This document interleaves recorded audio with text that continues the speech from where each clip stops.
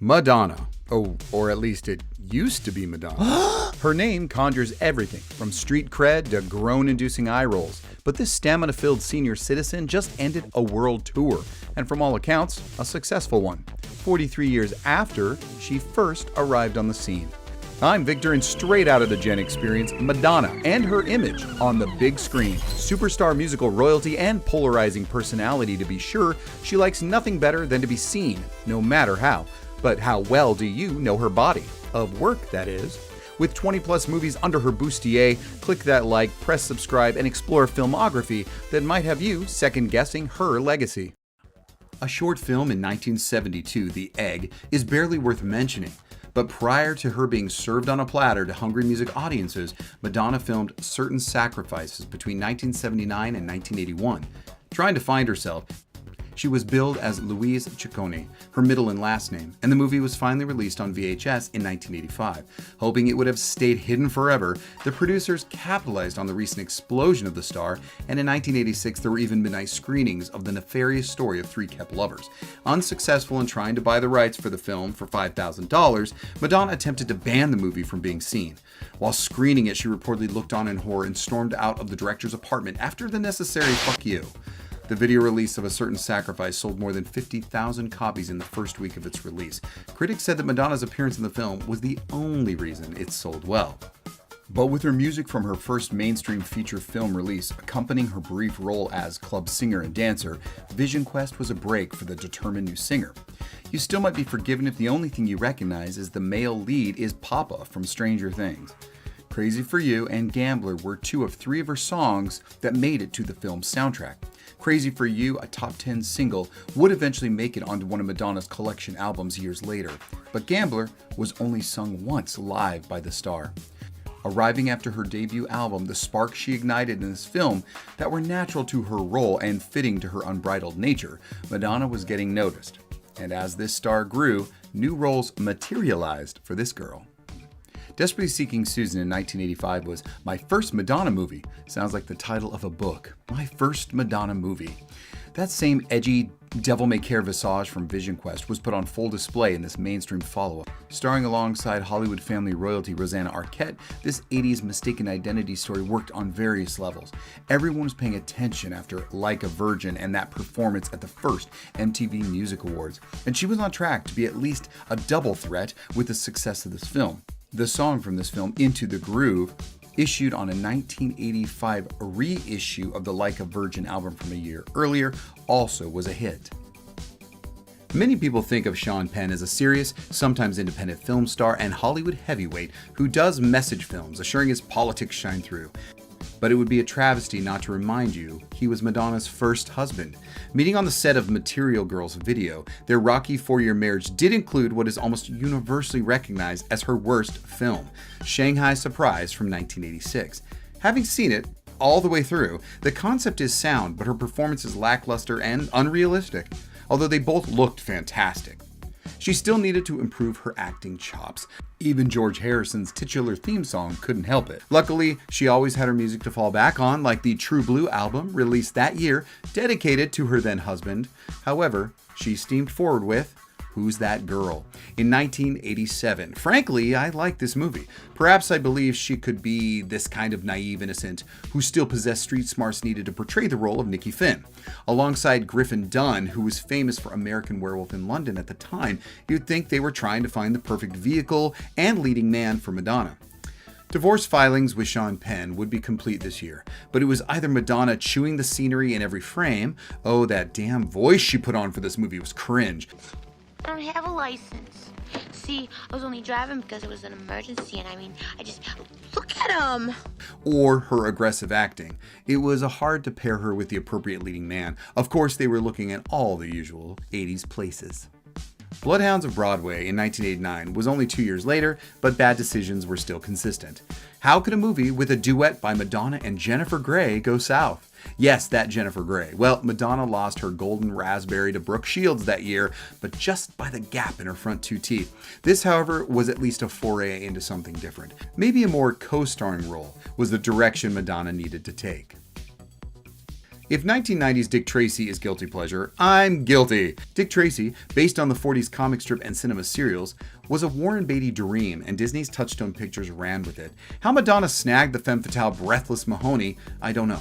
But she wasn't bad, and being the gangster's gal with all the singing and dancing numbers helped this experimental mainstream movie with only occasional knuckle-dragging moments. Now, I may be part of the minority that really enjoy the movie, but I will not say it's a classic. From Dick's rogue gallery to Madonna's reveal as the villain. Oh, is that a spoiler? Well, you've had 32 years to watch this movie, so lay off. The film delivers excitement and some cameos. You go Catherine O'Hara and Dick Van Dyke. And she delivers one of her better performances with a character she can really get behind. Not perfect, but I almost believe that tear. Of course, Madonna and Warren Beatty would start dating during Dick Tracy. I think everyone knew that was doomed from the start, but they were together during the making of her next album and its documentary film of the same name, Truth or Dare, in 1991. Long before Annette Bening or when he joined Faye Dunaway to announce the wrong movie winner at the Oscars, Madonna's current Dick had an appearance in the album tour chronicling movie, as well as chronicling one introduction to an Antonio Banderas, which we'll come back to in a minute. Her acting wasn't important here, just her newly rebranded persona. As for Beatty, his appearance is just as awkward as you might think, like a father watching his daughter pole dance. Warren was not long for Madonna's world, and I think we are all better for it. Now, Shadows and Fog from 1991, this may be one I never see. It's a black and white comedy about circuses and serial killers. Madonna plays a circus performer whose role is small, but is introduced by having sex with another circus performer's fiance in her tent. Now, don't get me wrong, I love black and white films of yesterday and today, but it is Woody Allen. So it could just not be up my alley, but up yours. So if you're a fan, more power to you. It takes Frank Marshall to pull a very believable and even at times heartwarming performance from Madonna in the 1992 Tom Hanks film A League of Their Own. Her history as being the star, I assume, came with enough clout to have some say in creative direction. However, historically those probably weren't the best decisions or instincts. Now, as part of an ensemble and a sparring best buddy partner to Rosie O'Donnell's character, Madonna's May fits like a glove, a baseball glove.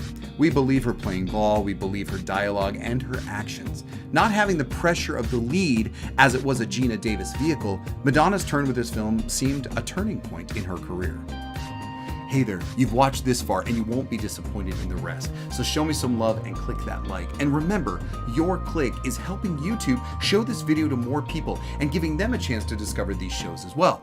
And while you're there, just to help me out, please click subscribe. Thanks. A year after A League of Their Own, a controversial movie that is not often remembered or remarked on debuted, starring the always dynamic Willem Dafoe. Madonna's public and private sexcapades were up a notch during this time, as was evidenced by her coffee table book, Sex, in 1992. And these new asphyxiations were to come alive on screen in Body of Evidence. It's a 1993 thriller about sexual asphyxiation, and the kinky sex scenes had to be cut for initial release to avoid the NC-17 rating. They may have been reinstated for the video release, but this film was also overwhelmingly panned regarding stupid premise, empty thriller plot, and wooden dialogue. Now, this was not all about Madonna or her fault in acting.